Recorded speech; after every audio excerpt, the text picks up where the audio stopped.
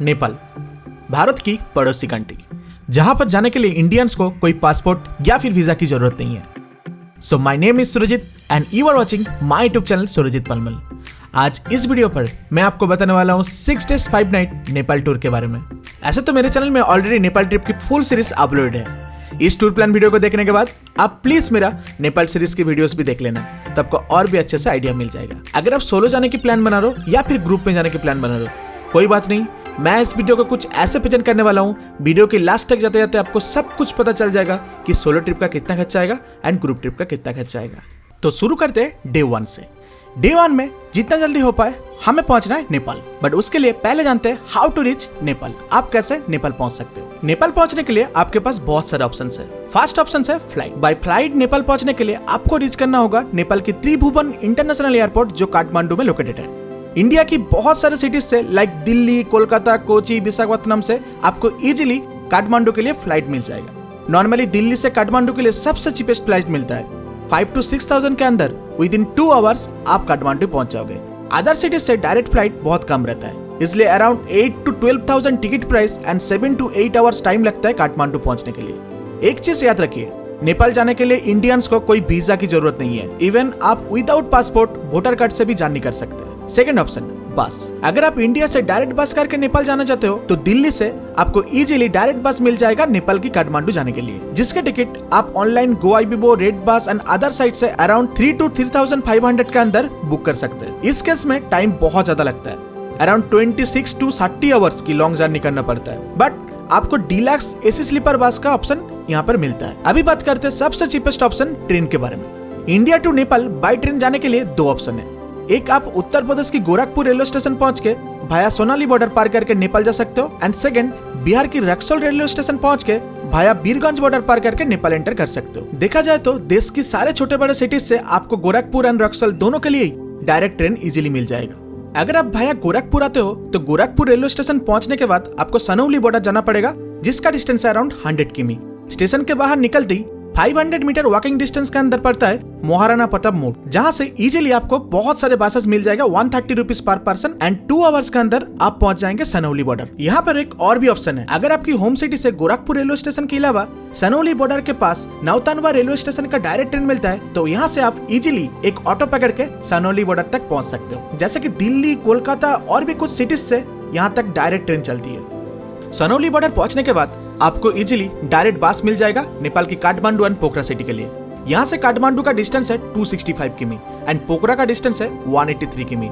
Sanauli border से काठमांडू का distance as compare to भाया रक्सौल बॉर्डर ज्यादा है, बट यहाँ से पोखरा का डिस्टेंस कम है। तो अगर आपकी टारगेट है सिर्फ नेपाल की पोखरा घूमना, then via Gorakhpur will be the best option for you. But अगर आपकी टारगेट है नेपाल के काठमांडू में most famous Pashupatinath temple visit करना, then via Sunauli border is not the good option.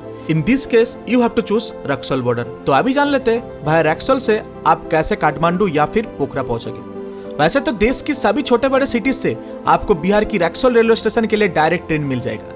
मेरे केस में मैं कोलकाता की हावड़ा रेलवे स्टेशन से डेली चलने वाली 13021 मिथिला एक्सप्रेस में 17 घंटे का जर्नी करके सुबह की 9 बजे रक्सौल रेलवे स्टेशन पहुंच गया था। तो डे 1 में आप भी ट्राई कीजिए जितना जल्दी हो पाए सुबह सुबह रक्सौल रेलवे स्टेशन पहुंचने का। देन रक्सौल स्टेशन के बाहर निकलने के बाद आपके पास बहुत सारे ऑप्शन मिल जाएगा नेपाल की बॉर्डर पार करके बीरगंज जाने के लिए। सबसे बेस्ट है टांगा गाड़ी, जो आपको 250 to 300 रुपीज लेके डायरेक्ट रक्सौल स्टेशन से नेपाल की बीरगंज घंटाघर मोड़ तक छोड़ देगा, जहां से टुवर्ड्स पोखरा एंड काठमांडू के लिए इजीली बस मिल जाता है। बट मिडिल में आप ढाला में रुककर अपनी इंडियन करेंसी एक्सचेंज कर लीजिए। अभी की करंट एक्सचेंज रेट में 1 इंडियन रुपीस का 1.6 नेपाली करेंसी मिल जाता है। मींस 10,000 इंडियन रुपीस का 16,000 नेपाली से करेंसी मिलेगा आपको। ढाला में इजीली स्ट्रीट के बगल में बहुत सारे ओपन काउंटर मिल जाता है करेंसी एक्सचेंज करने के लिए, and same to same Sonauli border के पास भी आपको ऐसे ही ओपन काउंटर मिल जाएगा करेंसी एक्सचेंज करने के लिए। नेपाल में बहुत जगह पर आप एटीएम से मनी विथड्रॉ कर सकते हैं, बट इसके लिए इंटरनेशनल डेबिट कार्ड की जरूरत है एंड ट्रांजैक्शन चार्ज भी ज्यादा लगता है। तो मेरा रिकमेंडेशन है कि आप थोड़ा ज्यादा कैश बॉर्डर से ही एक्सचेंज करके लेके चले जाइए, एंड ट्रिप खत्म करके आने के टाइम बचा हुआ मनी फिर से बॉर्डर से एक्सचेंज करके घर चले जा सकते हैं। अगर आप टांगा गाड़ी ना करके कम पैसे में बॉर्डर क्रॉस करके बीरगंज जाना चाहते हो तो रॉक्सॉल स्टेशन के बाहर से टुक टुक या फिर ऑटो करके 10 रुपीज पर पर्सन शेयरिंग में ढाला चले जाइए एंड ढाला से और एक ऑटो पकड़ के आप बीरगंज की तरफ जा सकते हैं। बीरगंज पहुंचने के बाद आपको इजीली सीआर कैब एंड बस मिल जाएगा काठमांडू एंड पोखरा के लिए घंटाघर के सामने से। बीरगंज से काठमांडू का डिस्टेंस है 135 किमी। पहुंचने में टाइम लगता है 5 आवर्स। बस टिकट प्राइस है 600 Nepali rupees per person and C R cab का प्राइस है 750 Nepali rupees per person. Same to same Birgunj से पोखरा की डिस्टेंस है 253 किमी। पहुंचने में टाइम लगता है 7 आवर्स। बस टिकट प्राइस है 1000 to 1200 नेपाली रुपीज से। ये सब छोड़ के अगर आप और भी कम टाइम में मीन्स सिर्फ 20 मिनट्स में काठमांडू पहुंचना चाहते हो तो यहाँ पर आपको फ्लाइट का ऑप्शन भी मिल जाएगा। नेपाल में बुद्धा एयरलाइंस, श्री एयरलाइंस, यति एयरलाइंस ऐसे कुछ एयरलाइंस आपको मिल जाएगा। आप जस्ट बीरगंज के सीमारा एयरपोर्ट पहुंच जाना तो ये सारे एयरलाइंस से फ्लाइट ले सकते हो। करंट फ्लाइट टिकट प्राइस है 3900 Nepali rupees per person. Even अगर आप फ्लाइट टिकट पहले से बुक करके रखना चाहते हो तो मेरी तरह बीरगंज बॉर्डर पार करने के बाद घंटाघर के आगे एक बाईपास मोड़ मिलेगा जहां पर new Gupta tour and travels की नाम पर एक शॉप बना है। मैं यहीं से शेयर कैब बुक किया था काठमांडू के लिए एंड करेंसी भी एक्सचेंज किया था। New Gupta tour and travels का कॉन्टैक्ट डिटेल्स मैं डिस्क्रिप्शन पर डाल दूंगा। आप लोग चाहे तो व्हाट्सएप पे कनेक्ट कर सकते हैं फ्लाइट टिकट पहले से बुक करने के लिए। अदरवाइज आप यहाँ पर पहुंच के भी शेयर कैब, बस, फ्लाइट टिकट बुक कर सकते हैं। मैं आपको 2 ऑप्शन ही बोल चुका हूँ। आप चाहे तो डायरेक्ट सब कुछ कर सकते हैं, अदरवाइज इनके जरिए भी कर सकते हैं। इनसे करेंगे तो थोड़ा पैसा ज्यादा लगेगा। शेयर कैब के लिए 100 रुपीज एंड फ्लाइट के लिए 200 रुपीज पर पर्सन एक्स्ट्रा लगेगा। तो करेंसी के बारे में बता दिया एंड काठमांडू कैसे पहुंचोगे वो भी हो गया है। तो अभी बात करते हैं एक इंपॉर्टेंट चीज सिम के बारे में। नेपाल में सिम खरीदने के लिए पासपोर्ट या फिर Aadhaar card and passport size photo लगता है। आप एनसीएल टूरिस्ट सिम ले सकते हो। नॉर्मली 7 डेज के लिए 500 नेपाली रुपीज के अंदर 10 GB data, 50 rupees balance and 50 local call आप कर सकते हैं। याद रहे सिम आप बॉर्डर एरिया में बीरगंज या फिर सनौली बॉर्डर में ही खरीद लेना, अदरवाइज मिडिल में सिम लेना मुश्किल है, काठमांडू तक वेट करना होगा। तो डे 1 में काठमांडू पहुंच के आप सबसे पहले होटल में चेक इन कर लीजिए। थामेलमार्क काठमांडू के एक ऐसा प्लेस है जहां पर hotels, foods, cafes, night club, sight seeing के लिए कैब सब कुछ इजीली एक्सेसिबल है। होटल आपको अराउंड 1000 रुपीज में 2 जन के लिए मिल जाएगा और अगर आप सोलो हो तो यहाँ पर बहुत सारे हॉस्टल की फैसिलिटीज भी है। विद इन 500 रुपीज के अंदर हो जाएगा। मैं जिस होटल में रुका था उसका नाम था होटल यालाफिक। मुझे डबल बेडरूम का 750 रुपीज पर नाइट करके 2 नाइट का 1500 रुपीज में मिल गया था। ये होटल एकदम थामेलमार्क में ही बना है। होटल में सबका बिहेवियर अच्छा है। एक रेस्टोरेंट भी बना है खाना खाने के लिए। मैं आपको रिकमेंड करूंगा अगर हो पाए तो यहीं पर रूम बुक कर लीजिए। होटल आप ऑनलाइन साइट से लाइक booking.com, Agoda, मेक माई ट्रिप ये सारे प्लेटफॉर्म से पहले से ही बुक कर सकते हैं। जब आप शेयर कैब और बस से काठमांडू आओगे तब थामेलमार्क में डायरेक्ट आपको ड्रॉप नहीं करेगा। जिस पॉइंट में ड्रॉप करेगा आपको वहां से फिर से एक कैब या फिर टैक्सी करके थामेलमार्क आना होगा। तो आप मस्ट भी नेपाल ट्रिप में आने से पहले घर से ही पाठाओ ऐप इंस्टॉल कर लीजिए, क्योंकि नेपाल में उबेर या फिर ओला नहीं चलता है। पाठाओ ऐप में आपको बाइक या फिर कैब कम पैसे में मिल जाएगा, अदरवाइज नॉर्मल टैक्सी वाला ज्यादा चार्ज करता है। मेरे केस में 400 नेपाली रुपीज लग गया था टैक्सी के लिए। वही सेम अगर मैं पाठाओ ऐप से बुक करता तो 250 नेपाली रुपीज में हो जाता। होटल में चेक इन हो जाने के बाद यहाँ पर आपको लेट नहीं करना है। जल्दी जल्दी फ्रेश होकर कुछ खाना खा के होटल से कैब या फिर बाइक करके चले जाइए डे 1 की fast and most important place Pashupatinath temple visit करने। थामेलमार्क से डिस्टेंस है ओनली 5 किमी। विद इन 20 मिनट्स आप पहुंच जाएंगे। हम लोग पहुंच गए पशुपतिनाथ टेम्पल के गेट के सामने। अभी रास्ते से जा रहे हैं। नेपाल की सबसे फेमस टेम्पल पशुपतिनाथ टेम्पल। ज़्यादातर फॉरेनर्स या इंडियन जो आते हैं सबसे पहले इस टेम्पल को ही विज़िट करते हैं। तो यहाँ पर आप अपने शूज़ रख सकते हैं फ्री में, मंदिर की तरफ से है। तो हम लोग भी यहाँ से रख के चलेंगे। ये एंट्री गेट है। इससे पहले जाने के लिए आपको चप्पल खोल कर आना पड़ेगा। मेन रोड से लगभग 5 से 7 मिनट पैदल चल के आना होगा मंदिर के गेट तक आने के लिए। गेट के अंदर आप मोबाइल कैमरा ले जा सकते हैं, बट शूट करना अलाउ नहीं है।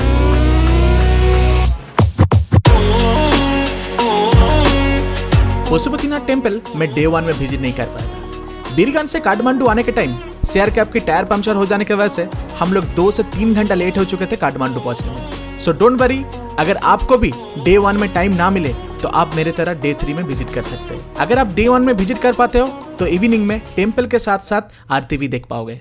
दर्शन तो हो गया है, पूजा नहीं दे पाए। बहुत बड़ा लाइन है। पूजा देने के लिए लगभग आपको 2 घंटा लेकर आना होगा। अंदर जाते ही बहुत ही अच्छा फील हुआ। ठीक है, तो अभी हम लोग ऑपोजिट साइड जा रहे हैं जहाँ से पूरा मंदिर का व्यू दिखता है। ठीक है, और एक ऐसा मंदिर है जहाँ पर दाह सत्कार भी होता है। ठीक है, मंदिर की कैंपस बहुत बड़ा है। इस मंदिर में सिर्फ हिंदू अलाउ है। अगर आप हिंदू नहीं हो तो कोई बात नहीं, मंदिर की अपोजिट साइड से बागमती रिवर के ऊपर से छोटा ब्रिज पार करके ऊंचाई से टेम्पल के अच्छे से दर्शन कर सकते हैं। यहाँ पर भी इंडिया की वाराणसी और हरिद्वार की तरह हर दिन शाम को रिवर के पास आरती होता है। टेम्पल सुबह की 4 बजे से 12 बजे तक एंड शाम की 5 बजे से रात की 9 बजे तक ओपन रहता है। आरती हर दिन शाम को 6 से 7:30 बजे तक चलता है। सीधा जो आप देख पा रहे हैं गोल्डन कलर का, वही है पशुपतिनाथ टेम्पल। सो अंदर तो वीडियो अलाउ नहीं था, आप लोग यहीं से देख लीजिए। तो पशुपतिनाथ टेम्पल में आरती देख के कुछ देर टाइम बिताने के बाद आप फिर से कैब करके वापस चले जाइए थामिल मार्ग एंड थामिल मार्ग को अच्छे से एक्सप्लोर कीजिए। यहाँ पे कैफेज, रेस्टोरेंट, मार्केट एंड रात के डिनर कंप्लीट करके वापस चले जाइए होटल में। होटल पहुंचते ही एक इंपॉर्टेंट चीज यहाँ पर करना है, होटल की ओनर या फिर स्टाफ से बात करके डे 3 की रात के लिए एक नाइट बस बुक कर लीजिए काठमांडू टू पोखरा जाने के लिए। नेपाल में इंटरसिटी चलने वाली बहुत टॉप लेवल की बस आपको मिल जाएगा, जिसमें वाईफाई, वॉशरूम, एसी, सोफा वाला सीट, चार्जिंग पॉइंट सब कुछ मिल जाता है। तो होटल से बात करके अराउंड 1400 to 1700 नेपाली रुपीस पर पर्सन के हिसाब से टिकट बुक कर लीजिए एंड डे 1 यहीं पर खत्म कीजिए। रात को जल्दी जल्दी सो जाइए क्योंकि डे 2 में आपको सुबह सुबह निकलना है काठमांडू को एक्सप्लोर करने के लिए। तो डे 1 की पूरा आइटिनरी अगर आपको मैप में दिखाओ तो कुछ ऐसा होगा। सुबह की 9 बजे के अंदर आप रॉक्सल रेलवे स्टेशन पहुंच जा रहे हो एंड देन टांगा और ऑटो से इंडिया नेपाल बॉर्डर पार करके पहुंच जा रहे हो बीरगंज की घंटाघर 10 बजे के अंदर। घंटाघर से बस, एयरक्राफ्ट या फिर फ्लाइट से विद इन शाम के 4 बजे काठमांडू पहुंच के और एक कैब लेके थामिल मार्ग की होटल में चेक इन कर ले रहे हो। देन होटल से आप जा रहे हो पशुपतिनाथ टेम्पल देखने। यहाँ पर टेम्पल में आरती देखने के बाद वापस आ जा रहे हो थामिल मार्ग। डे 2। सो डे 2 में सुबह सुबह उठकर होटल में फ्रेश होकर ब्रेकफास्ट करके मॉर्निंग की 7 बजे के अंदर रेडी होकर आप निकल जाइए आज की fast sight seeing point Chandragiri hills के लिए। डे 1 की तरह आज भी सारे साइट सीइंग पॉइंट जाना और आना आप पठाओ ऐप के जरिए करेंगे। अगर सोलो हो तो नो डाउट पठाओ बाइक बुक कर लीजिए एंड अगर आप 2 जन से ज्यादा हो मींस 3 जन हो तो पठाओ से कैब बुक कर लीजिए, फायदे में रहेंगे। नेपाल में सब लोग हिंदी समझते हैं, कैब ड्राइवर के साथ बात करके लोकेशन बताने में कोई प्रॉब्लम नहीं होगा। सिर्फ एक छोटा सा प्रॉब्लम है, सारे कैब्स का नंबर प्लेट नेपाली में है, इंग्लिश में नहीं है। अभी हम लोग पहुंच चुके हैं चंद्रगिरी हिल्स के सामने, ठीक है। ये रोपवे स्टार्टिंग पॉइंट है, पूरा काठमांडू सिटी यहाँ से दिखाई दे रहा है। देखिए यहाँ पर एक बना हुआ है आई लव चंद्रगिरी, पूरा सिटी दिख रहा है यहाँ से। देखिए बहुत बढ़िया व्यू है। ऊपर में जाएंगे तो और भी बहुत कुछ दिख जाएगा। यहाँ से रोपवे स्टार्ट हो रहा है, यहाँ से हम लोग अभी टिकट खरीदेंगे। टिकट काउंटर प्राइस 1 वे के लिए नेपाली में 475 और हम लोग 4 कंट्रीज से है तो हम लोग के 760। तो एक एक जने का वो तो एक रहेगा 1280 करके। चंद्रगिरी हिल्स की मेन खासियत था रोपवे। आप रोपवे करके 2.5 किलोमीटर पहाड़ के ऊपर तक जाकर मंदिर की दर्शन करेंगे, जिसके लिए पहुंचने में टाइम लगता है अराउंड 15 मिनट्स। ये रोपवे ऑटोमेटिकली ओपन हो रहा है, ऑटोमेटिकली क्लोज हो जा रहा है एक टाइम के बाद। वाह वाह वाह।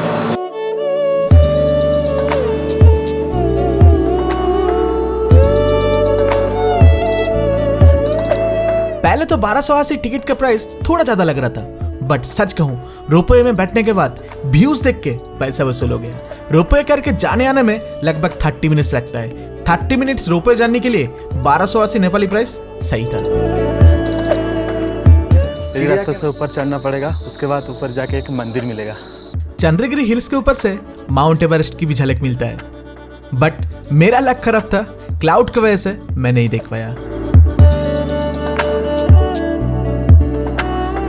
यहाँ पर काठमांडू की हाईएस्ट जिप लाइन भी होता है, आप चाहे तो ट्राई कर सकते हैं।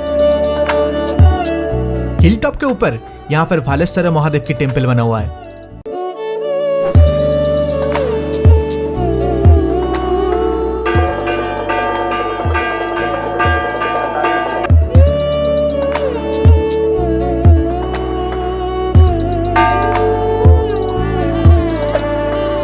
यहाँ पर आने से पहले आपको कुछ चीज के पता होना चाहिए। चंद्रगिरी हिल्स आप सुबह सुबह 10 बजे के अंदर विजिट कर लेना, अदरवाइज बहुत ज्यादा भीड़ लग जाता है। रोपवे करके आने और जाने में टाइम लग जाएगा।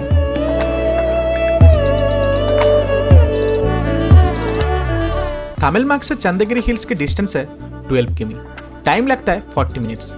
पथाऊ बाइक में 400 नेपाली रुपीस लगता है एंड कैब में 1000 नेपाली रुपीस कॉस्ट लगता है। अगर आप होटल से ब्रेकफास्ट करके नहीं आए हो तो यहाँ पर चंद्रगिरी हिल्स में रेस्टोरेंट भी बना है, वेज और नॉनवेज दोनों ही ब्रेकफास्ट का ऑप्शन मिल जाएगा। सो इस प्लेस को देखने के बाद आप फिर से एक कैब कर लीजिए एंड पहुंच जाइए आज की next sightseeing point Shambhunath temple. So guys Chandragiri hill से हम लोग एक फिर से पठाओ कैब बुक कर लिए थे, 740 रुपये पड़ा और पहुंच गए शंभुनाथ टेम्पल। ठीक है, शंभुनाथ टेम्पल में बहुत सारे मंकी है, इसलिए इसको मंकी टेम्पल भी कहा जाता है। एंट्री फीस है हम लोगों के लिए जो सार्क कंट्री से है 50 रुपीज़ और फॉरनर्स के लिए 200 रुपीज़।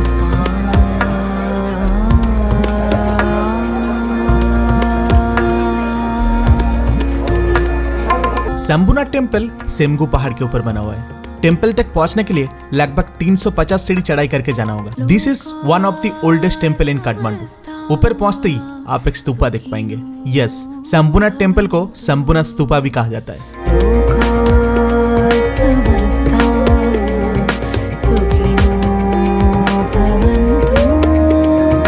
स्तूपा के बगल में हरिति देवी की टेम्पल बना हुआ है। यहाँ से भी पूरे काठमांडू सिटी का वाइड रेंज व्यू दिखता है। स्तूपा के चारों तरफ प्रेयर हिल्स बना हुआ है। माना जाता है प्रेयर हिल्स घुमा के क्लॉकवाइज स्तूपा की चक्कर लगाने से पाप धुल जाता है।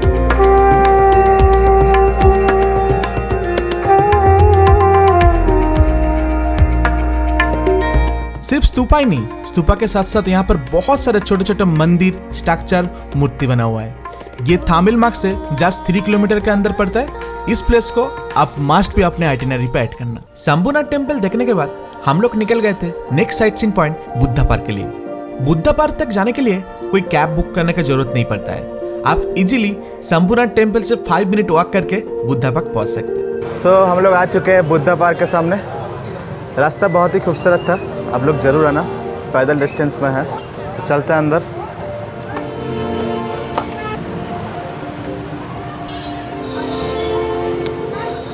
बुद्धा पार्क में आप नेपाल की सबसे हाईएस्ट लॉर्ड बुद्धा की मूर्ति देख पाएंगे।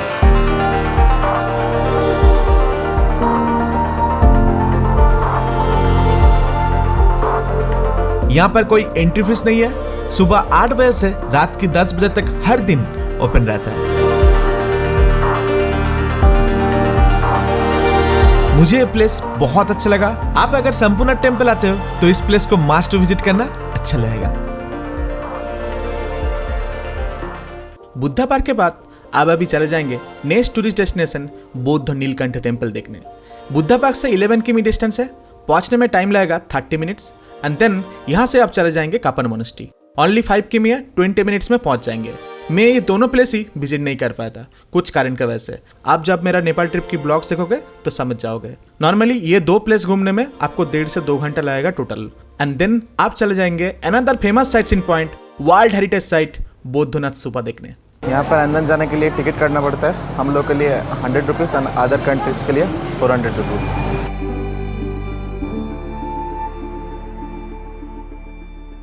बौद्धनाथ स्तूपा 1979 में डिक्लेयर हुआ था as a world UNESCO heritage site.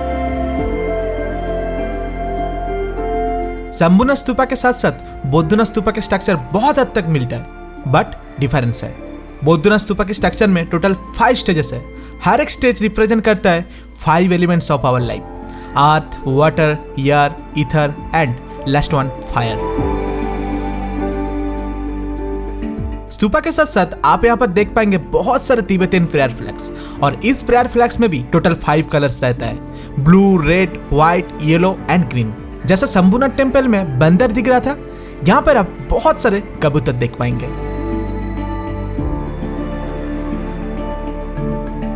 इसके बाद आप चले जाइए डे 2 की next and last sight seeing point another world heritage site Kathmandu Durbar square. यहाँ से डिस्टेंस है 8 किमी। पहुंचने में टाइम लगेगा around 25 minutes. Bike price 250 Nepali rupees and cab price 700 Nepali rupees. दरबार स्क्वायर के अंदर जाने के लिए हम लोगों के लिए टिकट प्राइस है 150 रुपीज़ और अदर कंट्रीज के लिए 1000 रुपीज़।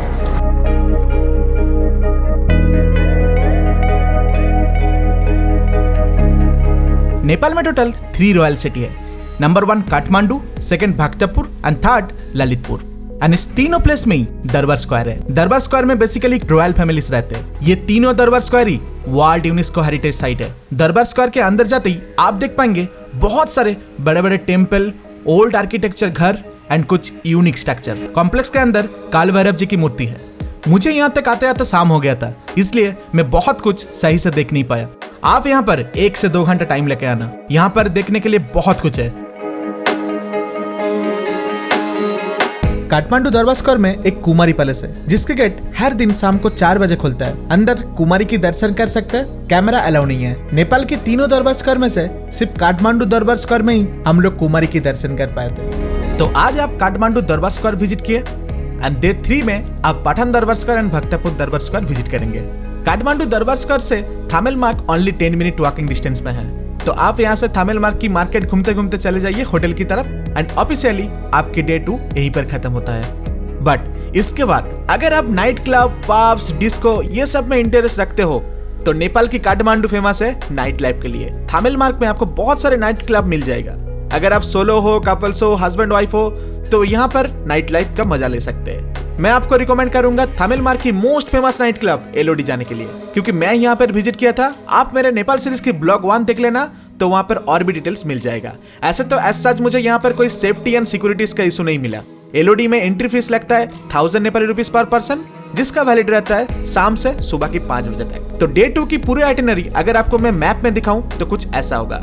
आप सुबह सुबह थामेलमार्ग की होटल से कैब करके विजिट कर रहे Chandragiri hills and then cab करके पहुंच जा रहे शंभुनाथ टेम्पल। वहां से पैदल विजिट कर रहे बुद्धा पार्क, उसके बाद फिर से कैब करके बौद्ध नीलकंठ टेम्पल जा रहे हैं एंड देन विजिट कर रहे कापन मोनेस्ट्री। उसके बाद अगेन कैब करके विजिट कर रहे world UNESCO heritage site Boudhanath stupa and then last sight seen point Kathmandu Durbar square visit करके वापस पहुंच जा रहे थामेलमार्ग।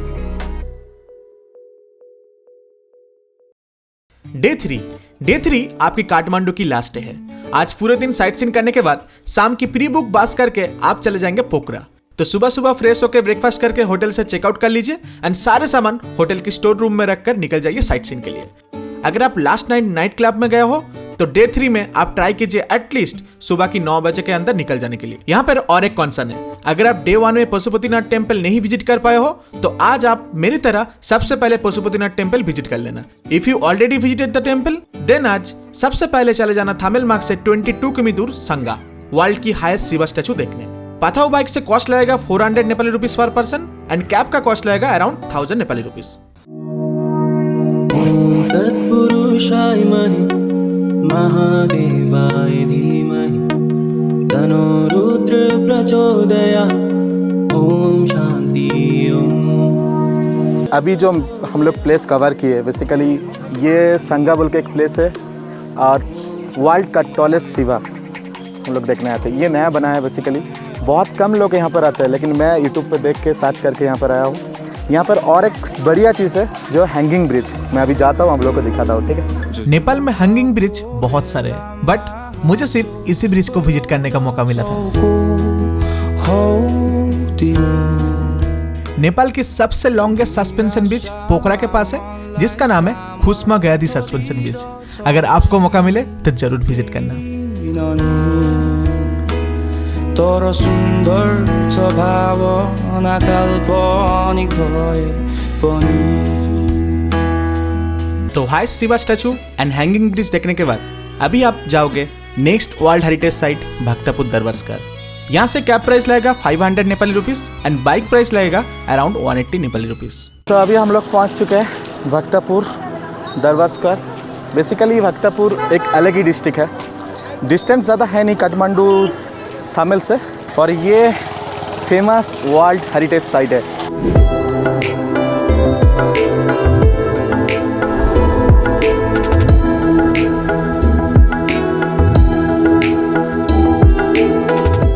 तो भक्तपुर दरबार स्क्वायर देखने के बाद आप अभी चले जाएंगे काठमांडू की next and last sight seen point Patan Durbar square. ये भी एक वर्ल्ड हेरिटेज साइट है। कैब प्राइस लगेगा 550 Nepali rupees and bike price लगेगा 220 नेपाली रुपीस। ज्यादातर ये सारे दरबार स्क्वायर में आप बहुत बड़े बड़े टेम्पल एंड नेपाल की हिस्ट्री के बारे में जानेंगे। सो मिनिमम 1 से 2 घंटा लगता है ये सब दरबार स्क्वायर घूमने में।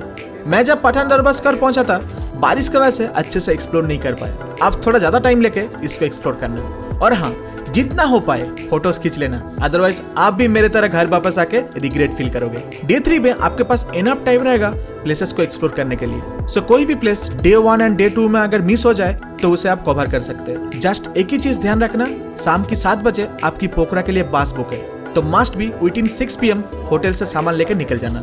बस करके पोखरा जाने में 4 लाइन लग जाता है, सो डोंट वरी, मिडिल में बस रुकता है डिनर के लिए। फूड्स का क्या प्राइस होगा इसके बारे में टेंशन मत कीजिए, मैं वीडियो के आगे जाके फूड सेक्शन में सब कुछ बता दूंगा। जस्ट आप वीडियो को स्किप ना करके मन लगा के देखिए, अदरवाइज हर एक मोमेंट पर इंपॉर्टेंट इन्फॉर्मेशन दे रहा हूँ वो मिस हो जाएगा। तो डे 3 के पूरे आइटिनरी अगर आपको मैप में दिखाऊं तो कुछ ऐसा होगा। आप मॉर्निंग में होटल से चेकआउट करके सबसे पहले जा रहे हैं सांगा की हाईएस्ट शिवा स्टैचू देखने, एंड देन उसके बगल में पैदल आप विजिट कर रहे हो सांगा की हैंगिंग ब्रिज, एंड वहां से आप जा रहे हो नेपाल के अनदर डिस्ट्रिक्ट भक्तपुर दरबारस्कर।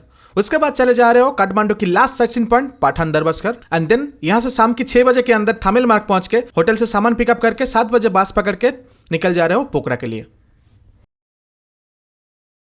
डे 4 में आप सुबह की 6 बजे पहुंचोगे पोखरा।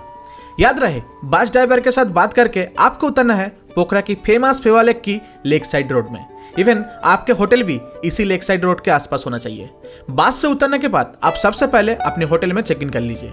होटल आपको यहाँ पर अराउंड स्टार्टिंग 700 इंडियन रुपीज से मिल जाएगा, एंड सोलो ट्रैवलर्स के लिए यहाँ पर भी हॉस्टल्स मिलेगा। Starting price 300 Indian rupees per night. मैं जिस होटल में रुका था उसका नाम है होटल अक्टूबर इन। होटल की टॉप फ्लोर में व्यू वाला रूम की विद ब्रेकफास्ट 1200 इंडियन रुपीज मुझे लगा था, एंड क्या कहूं होटल से पूरे फेवा लेक की एक wide range view all time मिल रहा था। मेरा रिकमेंडेशन है अगर हो पाए तो आप इसी होटल को बुक करके चले जाना, रिग्रेट फील नहीं करोगे।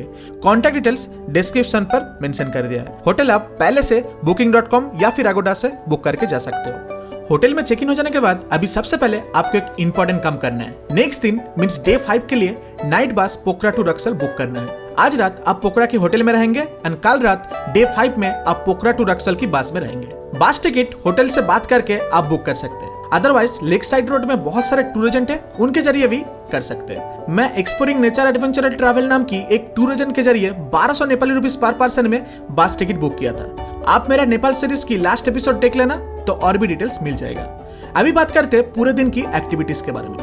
नॉर्मली पोखरा की सारे साइट सीन आप एक ही दिन के अंदर कर सकते हैं, बट पोखरा में एडवेंचरस एक्टिविटी भरे पड़े हैं। तो जो लोग एडवेंचरस एक्टिविटी करना पसंद करते हैं उनके लिए आज की प्लान अलग होगा, एंड जो लोग एडवेंचरस एक्टिविटी नहीं करना चाहते हो उनके लिए आज की प्लान अलग होगा।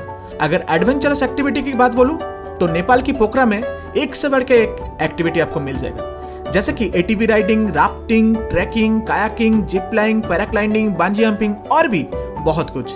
ये सारे एक्टिविटी आप अपने होटल से ही बात करके बुक कर सकते हो। मैं यहाँ पर पैराग्लाइडिंग एंड बंजी जंपिंग ये 2 एक्टिविटी किया था। पैराग्लाइडिंग का कॉस्ट लगा था 8000 नेपाली रुपीस, जिसमें मुझे होटल से पिकअप करके लेके गया था, एंड एक्टिविटी के दौरान फोटोज वीडियोस इंक्लूडेड था। आफ्टर कंप्लीटिंग द एक्टिविटी फिर से होटल में ड्रॉप कर दिया था। Same to same bungee jumping के लिए मुझे 6000 नेपाली रुपीस पड़ा था, जिसमें होटल से pickup and drop with photos and videos include था। आपको मैं रिक्वेस्ट करूंगा कि एक बार जस्ट मेरा बंजी जंपिंग एंड पैराग्लाइडिंग का वीडियो देख लेना। अभी के लिए जस्ट थोड़ा सा झलक देख लीजिए, जहां पर मैं लाइफ में पहली बार एक डेयरिंग एक्टिविटी करके खुश हुआ था। Ready for bungee, sir? Yes, I'm ready. Okay, let's go on. 5, 4, 3, 2, 1, jump!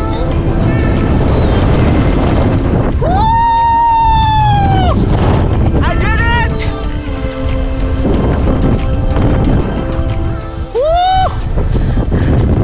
ओ भाई, मर गया भाई! ओ भाई!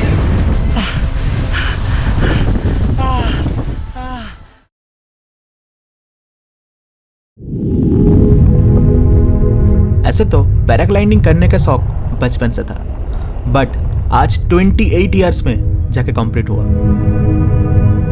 20 साल को करने का मन ही नहीं था, बट समहाउ दोनों चले आए इसको करने, और मुझसे भी ज्यादा 20 साल ने एंजॉय किया। डर दोनों के अंदर ही था, बट एक बार ऊपर पहुंच जाने के बाद पता नहीं एक सुकून सा महसूस हो रहा था। अभी बात करते हैं उनके लिए जो लोग एडवेंचरस एक्टिविटी नहीं करना चाहते हो। इस दिन आपको बहुत ज्यादा कुछ नहीं करना है, जस्ट आप फेवा लेक के आसपास घूमिए, यहाँ पर बोटिंग करके तालबराही टेम्पल विजिट कीजिए, एंड अगर आप चाहे तो स्कूटी रेंट लेकर या फिर कैब बुक करके बेगनास लेक जा सकते हैं। जो लोग एक्टिविटी कर रहे हैं वो बेगनास लेक नहीं जा सकते, बट एक्टिविटी हो जाने के बाद फेवा लेक घूम सकते हैं। इस दिन शाम को आप फेवा लेक मिस मत करना। फेवा लेक में शाम के एनवायरनमेंट बहुत अच्छा रहता है। यहाँ पर बहुत सारे कैफेज, बच्चे के लिए डिज्नीलैंड, लाइट म्यूजिक, फूड्स, एक अलग ही मजा देता है भाई। ये सब कुछ हो जाने के बाद डे 4 में जस्ट आपको और एक इंपॉर्टेंट काम करना है। डे 5 के लिए मीन्स नेक्स्ट दिन के लिए 700 रुपीज पर पर्सन देकर अपने होटल वालों से बात करके पोखरा की फुल डे साइट सीइंग पास बुक कर लीजिए। और हाँ, आज अगर आप चाहे तो देर रात तक फेवा लेक एंजॉय कर सकते हैं, क्योंकि नेक्स्ट दिन सुबह की 9 बजे से साइट सीइंग स्टार्ट होगा। डे 5 आपकी नेपाल ट्रिप की लास्ट दिन है। सुबह उठकर फ्रेश होकर ब्रेकफास्ट कंप्लीट करके होटल से चेकआउट कर लीजिए और अपने सामान होटल के स्टोर रूम में रखकर सुबह की 9 बजे टूरिस्ट बस के जरिए साइट सीइंग स्टार्ट कीजिए। टूरिस्ट बस आपको एकदम होटल के सामने से पिकअप कर लेगा। टूरिस्ट बस में एक अच्छा बात भी है, आपको एक टूर गाइड मिलेगा जो पूरे दिन आपको गाइड करेगा एंड प्लेसेस के बारे में बताएगा। मैं जब पोखरा में था, डे 5 में बहुत ज्यादा बारिश हो रहा था एंड कुछ सपना पूरा करना था, इसलिए टूरिस्ट बस के जरिए मैं नहीं घूमा था। होटल से 1200 नेपाली रुपीस में स्कूटी लेकर सारे प्लेसेस को एक्सप्लोर किया था। तो हो सकता है प्लेसेस के कुछ फुटेज आपको थोड़ा अलग लगे। तो इस दिन साइट सीइंग में आप सबसे पहले विजिट करेंगे डेविस फॉल्स। तो हम लोग अंदर घुस गए। 100 रुपया करके टिकट है डेविस फॉल्स का। ओ भाई देखो पानी के वजह से कैसा फॉल दिख रहा है। अरे यार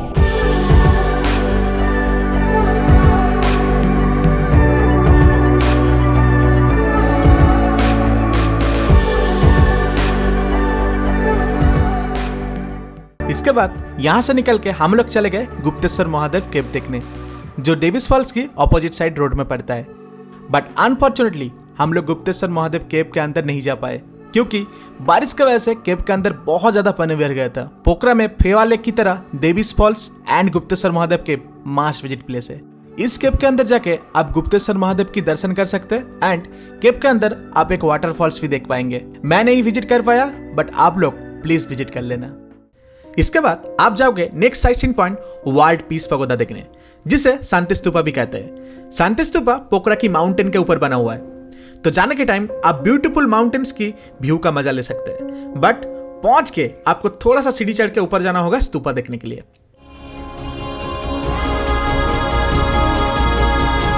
पगोदा के अंदर बातें करना, शोर मचाना, गाना बजाना, इवन टिकटॉक वीडियो करना भी मना था। और यहाँ पर मना है टिकटॉक वीडियो बनाने, कहीं पर मना नहीं था कि यूट्यूब वीडियो मत बनाओ। इसी बात का मैं लिहाज रख के मैं यूट्यूब वीडियो ही बना रहा हूँ, ठीक है। ये प्लेस वाकई में पीसफुल था। यहाँ से व्यू नॉर्मल टाइम में बहुत अच्छा मिलता है, but due to the heavy rain हमें सिर्फ कोहरा ही देखने मिला था। पीस पगोदा देख लेने के बाद यहाँ से आप थोड़ी दूर विद इन 4 किमी के अंदर विजिट करोगे नेक्स्ट साइट सीइंग पॉइंट पुमडीगढ़ की शिवा टेम्पल।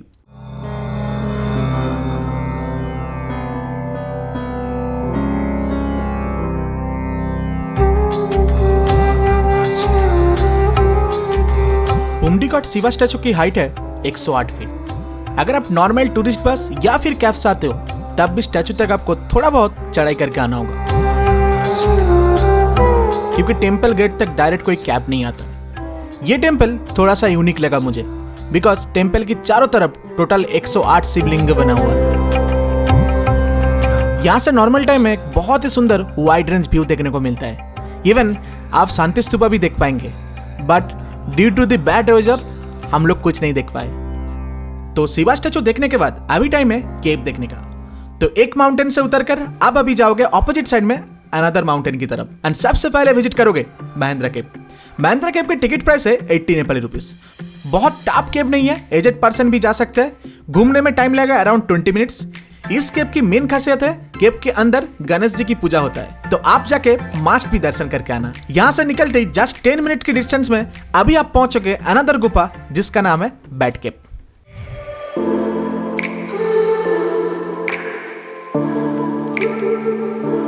बैट केव थोड़ा खतरनाक है, अंदर लाइट नहीं है, इसका यूज करके आपको जाना पड़ेगा, ठीक है।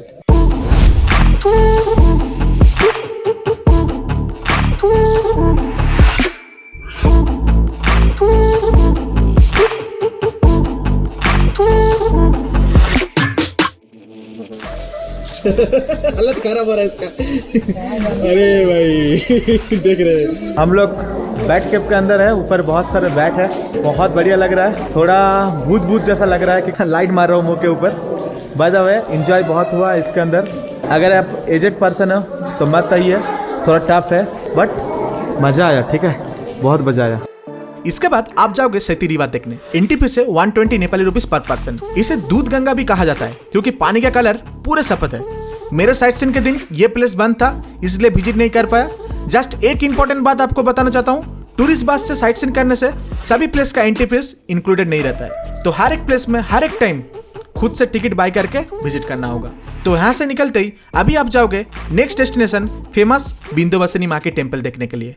शांति ओम शांति ओम शांति ओम मंदिर के अंदर जाते ही सबसे पहले हम लोग दर्शन किए गणेश जी की, ओम शांति। एंड देन चले गए विंध्यवासिनी माँ की दर्शन करने।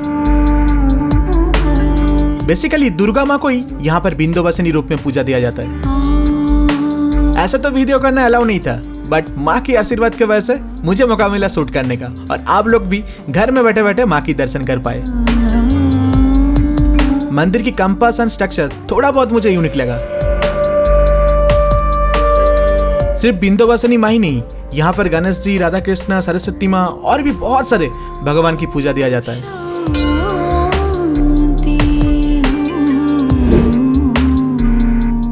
इस टेम्पल को देखने के बाद अभी आपको टूरिस्ट बस पहुंचा देगा last sight seeing point Phewa lake में, एंड यहीं पर खत्म होगा आपकी पोखरा की full day sight seeing.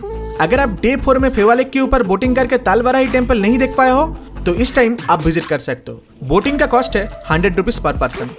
Just एक चीज आपको ध्यान रखना है, एटलीस्ट शाम की 6 बजे के अंदर आपको वापस आना है होटल पर सामान पिकअप करने के लिए, एंड देन शाम की 7 बजे आप पोखरा से रक्सोल या फिर सनोली बॉर्डर के लिए बस में चढ़ जाओगे।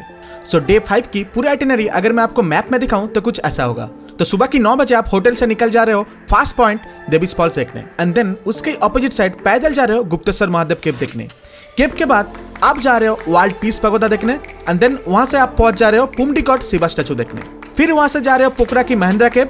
इस केव से निकलने के बाद पास में ही सेकंड गुहा बैट केव विजिट कर रहे हो। बैट केव के बाद पहुंच जा रहे हो सेती रिवर। फिर वहां से पहुंच जा रहे हो विंध्यवासिनी टेम्पल देखने। टेम्पल देखने के बाद आपकी साइट सीइंग खत्म हो जा रहा है फेवा लेक में, एंड देन होटल से सामान पिकअप करके पृथ्वी चौक से शाम की 7 बजे बस से होल नाइट जर्नी करके पहुंच जा रहे हो बीरगंज की घंटाघर। डे 6 में आपकी ट्रिप ऑलरेडी खत्म हो चुका है। इस दिन आप सुबह की 5 बजे बीरगंज की घंटाघर के सामने पहुंच जाओगे, एंड देन वहां से एक टांगा गाड़ी या फिर ऑटो करके 150 नेपाली रुपीस पर पर्सन देकर आपको निकल जाना है बिहार की रक्सौल रेलवे स्टेशन जाने के लिए। 2 चीज याद रखना, रक्सौल बॉर्डर सुबह की 6 बजे के बाद ओपन होता है, तो अगर आप पहले पहुंच जाते हो तो बॉर्डर में आपको वेट करना होगा।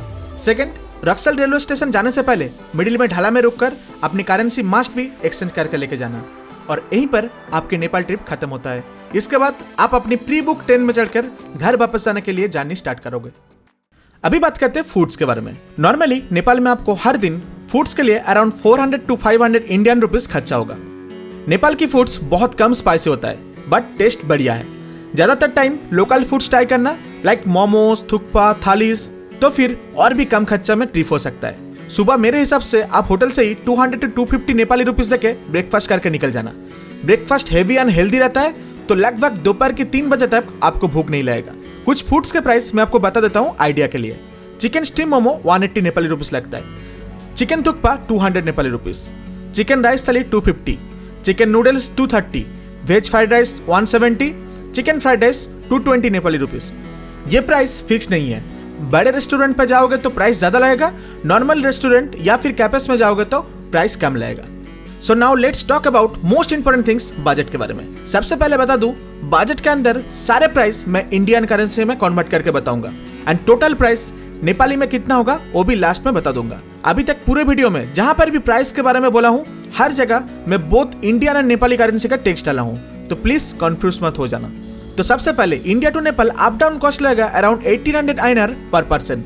यहाँ पर मैं आपकी होम लोकेशन से बिहार की रक्सौल और यूपी की गोरखपुर आने जाने का खर्चा ऐड नहीं किया हूँ। सो रक्सौल स्टेशन से काठमांडू जाने में खर्चा होगा 100 rupees for auto to reach Birgunj, and then around 500 rupees for bus और share cab to reach Kathmandu, and 150 rupees for Kathmandu bus stand to Thamel Marg hotel. Same to same आने के टाइम पोखरा से Prithvi Chowk bus stand 200 rupees, and then 750 for night bus to reach Raxaul, and to cross border 100 rupees. So total 1800 INR for per person.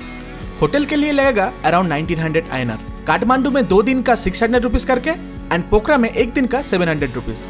इस trip में hotel सिर्फ 3 रात के लिए लगेगा, बाकी 2 दिन आप बस में रहोगे।